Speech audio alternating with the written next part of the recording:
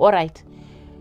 During that time kula ngakwata khona ke ngiye clinic ngathi yazini angeke ngiphinde ngiye clinic nami ke ngumuntu obe ku chronic bengiphuza amaphilisi we-HIV ngaleso sikhathi. Okay. Ngathi angisaye eclinic ngcono ngife once because nami bengikulesiyo situation ukuthi angizwakali. Noma ngithi ngiyamemeza akunamuntu ongilalelayo, noma ngithi ngizama ukuchaza akunamuntu ongizwayo. Ngizama ukucela usizo akunamuntu ngase ngigive up ngithi yazini ngcono ngife once. Ngangasacabangi lutho vele ngitshona ukuthi ayishuthi iphelile ngempilo yami. Ngayihlalela.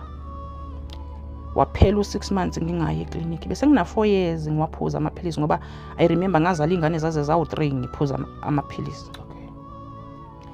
Ngayihlalela 6 months ngathi omeke ngiye eclinic kungani ngingenayo isymptom because ngangilindele ukuthi ngizogula vele ngitshela ukuthi yazini makwenzeke okwenzakalayo. Yeah. Mangiye eclinic bafike bangitesta mangithi bangitesta hawo kuphuma umuqo oyi1 lo nomunye mncane kakhulu vele ngalindlela ukuthi awubonakali kahle. Bathi hayibo wena sisi kwenzakalani ngawe? Kungani una 6 months ungaphuzi medication ube fresh kanje?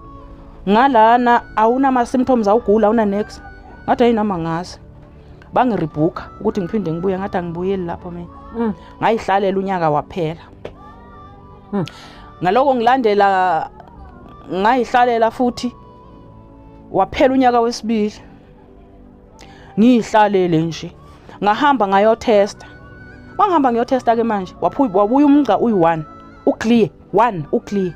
Ngathi hayibo lento iyenzeka ngempela. Kanti uNkulunkulu njani?